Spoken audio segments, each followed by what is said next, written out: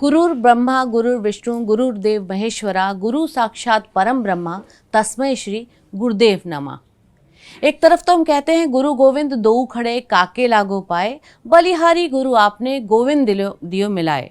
यानी गुरु की महिमा इतनी है कि वो सीधे ईश्वर से आपका साक्षात्कार करा सकते हैं। लेकिन अब आज के ज़माने की बात करें तो गूगल से बड़ा गुरु कोई नहीं है। आपको हर समस्या का ज्ञान समाधान सब गूगल पे मिल जाता है। तो क्या अब गुरु की अहमियत नहीं रह गई है? गुरु की जगह शिक्षक या टीचर ने ले ली है? और जो विद्यार्थी हैं, शिष्य हैं, क्या अब उनमें भी वो पहले वाली बात नहीं रही? इस पर बात करेंगे। आज हमारे साथ स्वामी सतीशाचार्य जी महाराज मौजूद हैं। कार्यक्रम है जगत गुरु आज। बहुत बहुत स्वागत है आपका। बहुत आभार। गुरु जी, हमारे साथ तमाम विद्यार्थी हैं जी। और हम बात करें गुरु शिष्य परंपरा की, तो आपको कहीं कोई खास कोई कमी नज़र आती है पहले के वक्त में और अब के में? कि एक तरफ हमने एकलव्य और द्रोणाचार्य जैसे भी रिश्ते देखे हैं और भी बहुत सारे इस तरह की कहानियां मिलती हैं, लेकिन आज के ज़माने में कुछ ऐसा देखने को नहीं मिलता। देखिए, गुरु शिष्य जो परंपरा है ये श्रद्धा का सोपान है, श्रद्धा की सीढ़ियां हैं। आज गुरु और शिष्य की परंपरा में स्वार्थ सोपान है। आज हम कार्य सिद्धि से गुरु का आंकलन करते हैं, उसके ज्ञान से, उसकी आध्यात्मिकता से, उसके तप से, उसकी साधना से नहीं। आज या तो गुरु के साथ क्या स्वार्थ है और क्या हमें मिल सकता है, क्या दे सकते हैं वो इस पर, और दूसरा इससे भी ज़्यादा बड़ा ये है कि गुरु जी के पास आता कौन है, गुरु जी के शिष्य कौन बड़े लोग हैं। तो गुरु जी बड़े नहीं हैं, गुरु जी का शिष्य कोई बड़ा है तो गुरु जी बड़े हैं। गुरु शिष्य परंपरा बहुत नितांत और बहुत आध्यात्मिक व्यवस्था का नाम है। गुरु शिष्य परंपरा में एक शिष्य अपने गुरु को अपने माता पिता, और ये तो बड़ी छोटी बात हो गई, बड़ी बात यह कि वो भगवान से भी ज़्यादा मानता है। और इसमें बिल्कुल आवश्यक नहीं है कि गुरु बहुत महान हो, इसमें बिल्कुल आवश्यक नहीं कि गुरु तपस्वी हो, इसमें एकदम आवश्यक नहीं हो कहे कि गुरु बड़ा शिक्षित भी हो, इसमें यह भी आवश्यक नहीं कि गुरु किसी भी बड़े पद पर हो। अब जैसे मैं जगत गुरु हूँ, देश में 4 ही जगत गुरु होते हैं, आवश्यक नहीं है कि आप किसी बहुत बड़े पद वाले व्यक्ति को ही गुरु बनाए। जिसको भी आपके मन ने, आत्मा ने, बुद्धि ने, विवेक ने, समझने और आपकी स्वीकृति ने, एक्सेप्टेंस अगर मिल गई, आपने मान लिया, वो गुरु उतना ही शक्तिशाली होगा आपके लिए जो दुनिया का सबसे विशाल, महान और श्रेष्ठ महापुरुष आपका गुरु होगा। क्यों? क्योंकि जब आप गुरु कह देते हो जी, तो वो आपकी जिम्मेदारी समाप्त हो गई, उस व्यक्ति की भी जिम्मेदारी समाप्त हो गई। अब उस परंपरा की जिम्मेदारी शुरू हो गई जिसको आप भगवत्ता कहते हो, उस सत्ता की महत्ता शुरू हो गई, जहाँ ये कहा गया है कि गुरु ब्रह्मा गुरु विष्णु गुरुदेवो महेश्वरा गुरु साक्षात परब्रह्म तस्मै श्री गुरुवे नमः। हम इसलिए प्रणाम कर रहे हैं क्योंकि उसमें ब्रह्मा विष्णु महेश की शक्तियां हैं, उसमें परब्रह्म की शक्तियां हैं। वो शक्तियां हमारा काम करेंगी, वो शक्तियां हमारा कल्याण करेंगी। मैं उस स्वरूप में मानकर आपको गुरु मानती या मानता हूँ। इस मानस की पवित्रता का नाम गुरु शिष्य परंपरा है। आप लोग ये बात समझते हैं या आपको लगता था कोई PhD डिग्री होल्डर ही गुरु हो सकता है, कोई प्रोफेसर हो या टीचर हो? आपको लगता है गुरु कोई भी हो सकता है? जी, कोई भी हो सकता है। आप लोग की लाइफ में कौन किसको गुरु मानते हैं, आप लोग बताएं। और कोई सवाल हो पूछिएगा। नमस्कार गुरुजी, मेरा सवाल ये है कि आजकल जैसे ऑनलाइन पढ़ाई ज़्यादा चल रही है, तो उसके हिसाब से जो पहले के ज़माने में गुरु शिष्य की जैसे परंपरा थी, उनका इतना स्ट्रॉन्ग बॉन्ड था, उनकी रिस्पेक्ट होती थी, तो आज के ज़माने में वो लागू होता है कि नहीं? अच्छा प्रश्न है आपका। देखिए, गुरु और शिष्य परंपरा में जितनी जिम्मेदारी शिष्य की है उतनी ही जिम्मेदारी गुरु की भी है कि वो आपको माने।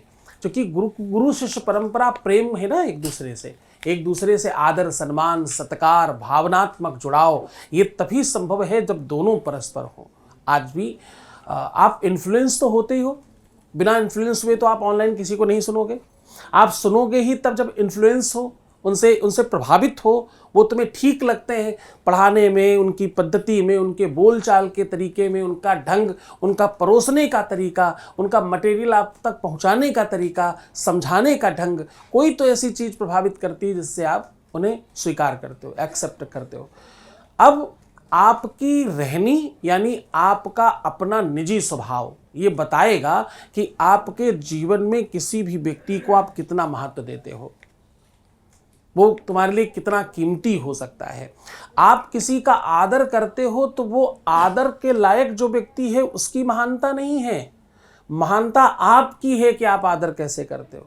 आप जब किसी को प्रणाम करते हो तो जिसको तुम प्रणाम कर रहे हो उसकी खास बात कुछ नहीं है, आपकी खास बात है कि आप इतने संस्कारी हो, आप इतने शिक्षित हो, आप इतने समझदार हो और आप इतने बेहतरीन हो, आप बहुत बेहतर सोल के मालिक हो कि आपको झुकने में आनंद आता है।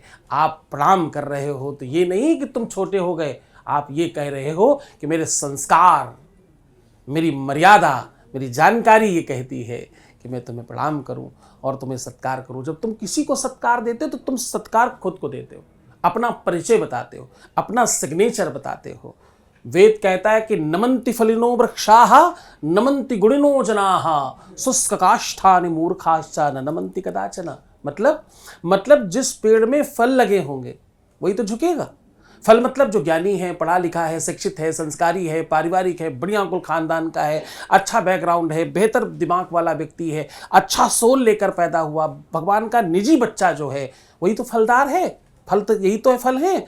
तो बोले जिसमें फल लगे वो वृक्ष झुक जाएगा, जो ज्ञानी है वो झुक जाएगा, और जो सूखी लकड़ी है वो क्या होगी, टूट जाएगी, वो नहीं झुक सकती। तो बोले शुष्क काष्ठानि, सूखी लकड़ी, मूर्खाश्च, मूर्ख व्यक्ति कभी झुकता नहीं। झुकते वही हैं जिनमें विनम्रता होती है, जो श्रेष्ठ होते हैं, जो बड़ा है वही झुककर खड़ा है। तो कैसे पहचान होगी कि हमारा गुरु कौन है, और क्या बिना गुरु के ज्ञान संभव ही नहीं है? कुछ भी आप सीखते जहां से हो वो गुरु है। सबसे पहले तो आपको यह समझना होगा कि आप गुरु किसको बनाते हो और गुरु होता कौन है, इसको लेकर बड़ी भ्रांति है जी। गुरु लाल पीला पहनकर जो कपड़े हम लोगों ने पहन रखे यही गुरु नहीं होता, या केवल जो तुम्हें स्कूल में पढ़ा रहा है, टीचर है तुम्हारा कोचिंग वाला है वही ही गुरु नहीं होता, जो तुम्हारे कान में मंत्र फूंकता वही गुरु नहीं होता, जो मंदिर में आरती पूजा कर रहा है केवल वही गुरु नहीं होता। गुरु हर वो व्यक्ति है जो तुम्हें कुछ भी सिखा रहा है। कभी कभी तुम अपने हम उम्र के लोगों से जो खुरापात सीख लेते हो वो भी तुम्हारा गुरु ही है, खुरापाती दिशा का। जो तुम उल्टे सीधे काम सीखते हो, उल्टे सीधी चीज़ें सीखते हो, कहाँ पर कौन सा मटेरियल मिलता है, किस वेबसाइट पर जाकर क्या प्राप्त किया जा सकता है, कहाँ से क्या खरीदो, कहाँ क्या बेचो, कहाँ क्या लो, कहाँ से क्या कंज्यूम करो, वो सब जहाँ से तुम सीख रहे हो वो भी तुम्हारा गुरु ही है। अच्छी दिशा के लिए, बुरी दिशा के लिए, दोनों की तरफ जो तुम्हारी उंगली पकड़कर तुम्हें ले जा रहा है और ले जाने में सक्षम हो गया। आज तुम्हारा कोई साथी तुमको व्यसन करने के लिए पान मसाला, तंबाकू, सिगरेट, दारू, बियर, ये सब के लिए अगर वो कन्विंस कर ले जाए तो समझना वो गुरु ही है तुम्हारा। पर वो खुरापाती शुक्राचार्य वाला गुरु है, बस तुम्हें सत्यानाश करने के लिए कन्विंस कर रहा है। क्यों? क्योंकि आप देखो इन्फ्लुएंस हो रहे हो अनावश्यक। आपने वो स्वैग समझ लिया है, दारू का ग्लास हाथ में पकड़ना। आपको लगता है ये स्टाइल है, इसके बगैर तो आप गरीब रह जाओगे, इसके बगैर तो आप बहुत पिछड़े कहलाओगे, जबकि ये कुछ नहीं, ये इन्फ्लुएंस ही है। एक छोटी सी कहानी बताता हूँ आपको 2 लाइन में। एक व्यक्ति गुलाब से बोला, गुलाब समझते हो, फूल, गुलाब से बोला कि तुम लाल ही क्यों हो, दूसरे रंग भी तो है तुम में। तो उसने कहा मेरे में कोई रंग नहीं। उसने बहुत कन्विंस किया पहले वाले व्यक्ति ने, देख तेरी टहनी हरी है, पत्तियां हरी हैं, कांटे ब्लैक हैं, ये ब्राउन है, तमाम कलर दिखाए। देखो अंदर अगर आपका टहनी का छिलका हटाओ तो अंदर सफ़ेद निकलता है, वाइट निकलता है, इतने रंग तेरे पास, तू लाल ही क्यों निकलता है? गुलाब बोला नहीं मेरे में कोई रंग नहीं, मैं तो लाल ही हूँ। उसने क्या किया, गुलाब को थोड़ा कट किया, उसमें कुछ और जोड़ा, उसको बांध दिया। कुछ दिन के बाद पीला गुलाब निकला। गुलाब को उसने फिर कहा देख तेरे अंदर एक पीला रंग था, मैंने निकाल कर दिखाया। गुलाब फिर नहीं माना, उसने फिर कट किया, फिर कुछ जोड़ा, फिर से उसमें एक गुलाबी गुलाब निकला। ऐसे करते करते उसने कितनी बार काटा, न जाने कितनी बार काटा, और हर बार एक नए रंग का गुलाब, नीला गुलाब, पीला गुलाब, ऑरेंज गुलाब, ये गुलाब, वो गुलाब। और आश्चर्य तब हुआ कि पहले वाला गुलाब जो अपने आप को भूल कर बैठा था वो 2 पैसे का बिक रहा था। अब ये जब दूसरा वाला गुलाब बाहर निकला, अपने रंग को पहचान कर, ये गुलाब महंगा हो गया। पहले वाला गुलाब वहीं पड़ा रह गया, गुलकंद तक जा पाया बेचारा गरीब गुलाब। और ये दूसरा पढ़ा लिखा गुलाब जो गुरु की कृपा से बाहर आया, ये देश विदेश में घूमने लग गया, पूरे विश्व में घूम कर आ गया, और ये बहुत महंगा हो गया। अब ये काम जो गुलाब के जीवन में किसी ने किया, ये गुलाब के लिए तो गुरु ही है ना, जिसने परिवर्तित कर दिया, चेंज कर दिया, ब्रह्मा की तरह पढ़ाया, सृष्टि निर्माण किया, व्यवस्था बना दी और गुलाब को महंगा कर दिया, कीमती कर दिया। वो कौन था पता है? वो एक माली था। तो गुलाब के लिए गुरु कौन है? माली है। ऐसे ही तुम्हारे जीवन को जो परिवर्तित कर रहा है किसी भी दिशा में, वो गुरु ही है। तो भैया बहुत जानबूझ कर, पानी पियो छान कर, गुरु करो जान कर, खूब सोच समझ करके अपने आसपास के साथ बैठे बच्चों को भी गुरु बनाने के पहले, तुम बनाते तो मित्र हो, और वो बगल में बैठे बैठे कब गुरु बन जाए पता नहीं चलता। इसलिए सावधान, गुरु बनाने के पहले 1000 बार विचार करें। गुरुजी, मेरा सवाल था, जब हम भगवान की सेवा करते हैं और फिर उनसे कुछ मांगते हैं तो क्या एक प्रकार का सौदा नहीं हुआ? हाँ, भगवान से कुछ मांगते, भगवान से, गुरु जी से जब तुम कुछ मांगते हो और वो भी सेवा के बदले में कुछ किया तुमने, मान लो तुमने एक फूल चढ़ा दिया, ये सेवा तुम्हें लगती है। अच्छा, मांगा भी जाए तो परस्परता होनी चाहिए। आपने 500 रुपए का प्रसाद चढ़ाया तो 500 का ही सामान मिलना चाहिए, तब तो चलो ठीक है, तुमने को दिया और ले लिया, बात खत्म हो गई। पर तुम देते तो इतना सा हो सुई की नोक के बराबर, मांगते हो ट्रक भर करके। तो ये तुम्हारी मानसिकता को दर्शाता है कि तुम स्वार्थी हो। तो मुझे लगता है ये बहुत अच्छा नहीं है। एक पुजारी ने भगवान से कहा, बहुत दिन तक पूजा करता रहा, भगवान खुश हो गए, भगवान ने कहा मांगो तुम क्या मांगते हो, मैं तुम्हें कुछ देना चाहता हूँ। ये बात सुनकर पुजारी नाराज हो गया, भगवान से दूर खड़ा होकर के डंडा खड़ा करके सामने बीच में बोला, सुनो, मैं अगर मांगू तुझे तो हरगिज न देना कुछ मुझे। बोले हो सकता है मैं कभी मुसीबत में आ जाऊं, कभी प्रॉब्लम में आ जाऊं, कभी संकट में आ जाऊं और कुछ मांग बैठूं तुमसे, पर ध्यान रहे मैं तुम्हारी सेवा करता हूं और तुम्हें सौगंध दे रहा हूं। बोले मैं अगर मांगू तुझे तो हरगिज न देना कुछ मुझे, वरना आशिक नहीं मजदूर कहलाऊंगा मैं। ऐसा लगेगा मैंने मजदूरी करी, मैंने कुछ काम किया, उसके बदले में मुझे तुमने कुछ दे दिया। तो ये आदान प्रदान व्यापार में होता है, प्यार में, भक्ति में। भक्ति का दूसरा नाम प्यार है, हाँ, ध्यान से समझना। तो प्यार में, भक्ति में, चाहे वो गुरु भक्ति हो, चाहे इष्ट भक्ति हो, चाहे तुम्हारी जीवन मर्रा के जो दोस्त यार हैं, तुम्हारे माँ बाप, उनकी भक्ति हो, उसमें प्यार चलता है, व्यापार नहीं। जी प्रणाम गुरुजी, मेरा नाम शानू जैन है, जैन परिवार से मैं बिलोंग करता हूँ। और जैसे कि मेरे गुरुदेव जो हैं आचार्य गुरुदेव श्री विद्यासागर जी महाराज हैं, तो मेरा मानना ये है कि गुरु जीवन में एक होना चाहिए। या फिर आपने जैसे कहा कि गुरु जरूरी नहीं है कि ज्ञानवान होना चाहिए और ज़रूरी नहीं है कि एक उच्च पद पर होना चाहिए, तो महाराज जी आपको ये नहीं लगता कि शायद इससे हम इस बात से अंधविश्वास को बढ़ावा दे रहे हैं, या फिर किसी को भी अपन आगे सर झुकाएंगे तो इससे अंधविश्वासी बाबाओं का और बढ़ावा मिलेगा, बढ़ती हुई संख्या देखने को यहाँ पर मिलेगी अपन को? अच्छा प्रश्न है आपका। सबसे पहले तो जीवन में गुरु एक हो ही नहीं सकता। हम सबको वो वाला खिलौना पकड़ा दिया गया है जो कहीं होता नहीं है। एक गुरु का कोई मतलब नहीं। पहला गुरु तो आपकी अपनी माँ है, तब तो कोई नहीं था। दूसरा गुरु आपका क्लास टीचर है जिसने पहली बार तुम्हें कुछ पढ़ना वढ़ना सिखाया। तो जीवन में तमाम पथ पर गुरु मिलते, तो एक गुरु होता ही नहीं, ये शब्द ही गलत है। जी गुरुदेव, लेकिन मेरा मानना ऐसा, या फिर जो मुझे बताया गया है अभी तक, कि गुरु जो होता है वो एक ही होना चाहिए। जैसे कि माँ होती है, माँ एक होती है, वैसे ही गुरु एक होना चाहिए। और बाकी का हम सबको अपनी, जैसे अब बड़ी महिलाएं होती हैं उनको माँ मान के चलते हैं, ऐसे ही गुरु मान करके उनके आदर्शों का पालन करना चाहिए। लेकिन ऐसा हमें बताया गया है जो अभी तक हमने एक्सेप्ट किया है। ये विशाल विषय है। गुरु एक जिस दिशा में कहा गया, जिस परंपरा में कहा गया, उसको हमने सब जगह मिक्स कर लिया। हम हिंदुस्तानियों की आदत है, एक दवाई का नाम जान जाए तो हम डॉक्टर हो जाते हैं। इस देश में तमाम लोगों की बात कर रहा हूं, इतनी सी जानकारी में डॉक्टर हो गए। और बड़े डॉक्टर हो गए सर, 10-10 हजार करोड़ का टर्नओवर कर रहे हैं। एक श्लोक सही से जान गया वो महापुरुष हो जाता है। और इस देश में लोगों को आदत है जरा सी जानकारी में ज्ञानी बनने की। तो ये सबसे दोषपूर्ण ज्ञान है कि गुरु एक होना चाहिए। जिस दिशा में कहा गया, ये कहा गया है एक गुरु आपकी साधना पथ पर कहा गया है। जब आप साधना पथ पर चलते हैं, क्योंकि वो पथ बहुत नितांत पर्सनल है, वहां कोई नहीं है, और वहां जरा सा तुम चूक गए तो नीचे गिर जाओगे। क्योंकि साधना पथ बहुत बहुत नीरस और बहुत भ्रामक है, बहुत उसमें भटकाव बहुत है। वहाँ एक ही गुरु होना चाहिए जो तुम्हें समझ चुका है, जो तुम्हें जान चुका है, तुम्हें उंगली पकड़ाकर धीरे धीरे ले जा रहा है, उसे मालूम है तुम्हें कैसे ले जाना है। जैसे डॉक्टर तुम्हें बचपन से जानता है, तुम्हारी प्रवृत्तियों को, तुम्हारे पूरे की पूरे शरीर की गतिविधियों को जानता है कि यार तुम्हें क्या सूट करता है, क्या नहीं सूट करता, तुम क्या खा सकते हो, तुम्हारे लिए क्या उचित है। वैसे ही साधना पथ पर ये ठीक है। बाकी जीवन रूपी व्यवस्था में तो आपको तमाम गुरु मिलते ही हैं।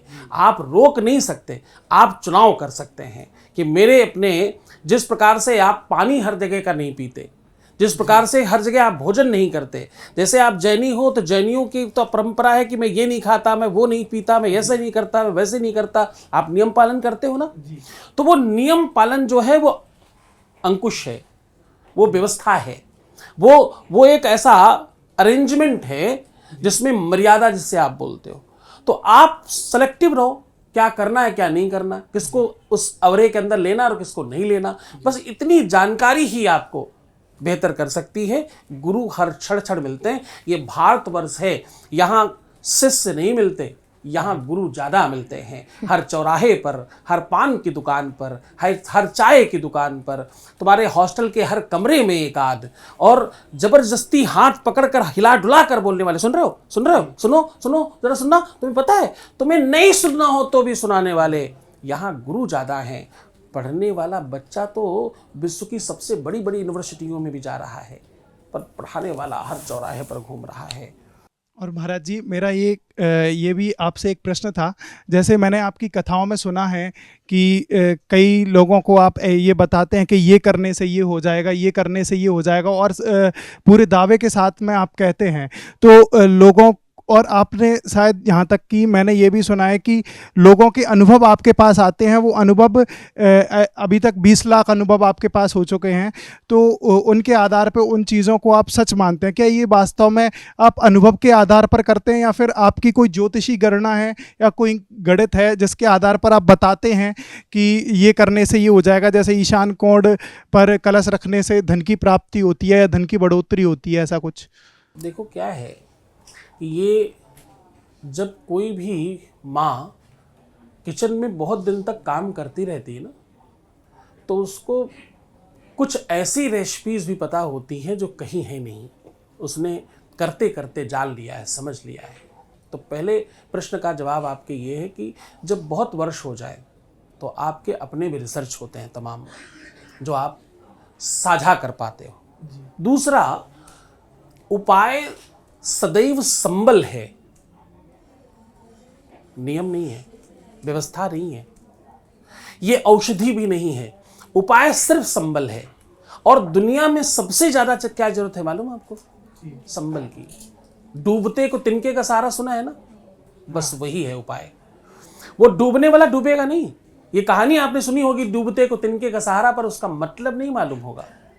कोई व्यक्ति डूब रहा हो और उसे यह आशा हो जाए कि कोई बचाने आएगा, बस अब वो नहीं डूबेगा। जब तक वो उसका सहारा और आसरा नहीं डूबेगा तब तक वो भी नहीं डूबेगा। इस बात को चाहे 10 घंटे भी हो जाए, वो डूबेगा नहीं। एक सकारात्मक ऊर्जा उसके अंदर आ जाएगी। सकारात्मक नहीं, आप जाग गए हैं, ताकत उधर है, इधर नहीं है। भगवान किधर है? इधर ही, हर व्यक्ति के, आपके ही अंदर सर्वस्व है। उसको जगाने वाला गुरु है। तो जैसे जगा दे, कभी थप्पड़ मारकर, कभी प्यार से, कभी कहानियों से, कभी उपायों से, कभी अपने अनुभवों से। क्योंकि गुरु कुम्हार सिख कुंभ है, गढ़ी गढ़ी महारत चोट, अंदर हाथ संवार देत। और बाहर मारत चोट। जैसे तुम्हारा शेप बन जाए, जैसे तुम्हारा आकार बढ़िया बन जाए, तुम्हें मजबूत बनाने वाला, तुम्हें अमीर बनाने वाला, तुम्हें बेहतर करने वाला, तुम्हें और श्रेष्ठ बना देने वाला अगर कोई है तो उसका नाम गुरु है। गुरु जी, आखिरी सवाल ये है कि अब हमने परंपराओं की बात कर ली कि पहले का जो रिश्ता होता था या स्कूल कॉलेज में वो है, अब एक नया जो युग डेवलप हो रहा है, डिजिटल युग है वो, जैसा उन्होंने बोला ऑनलाइन चीज़ें हैं।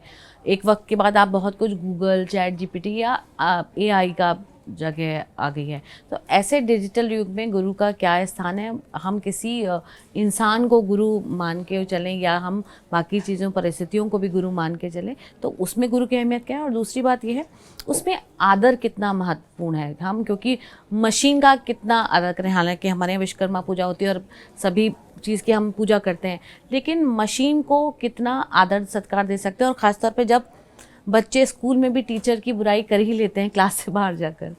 नहीं, आपके प्रश्नों में सबसे पहले महत्वपूर्ण, गुरु आपके जीवन में बहुत महत्व रखता है।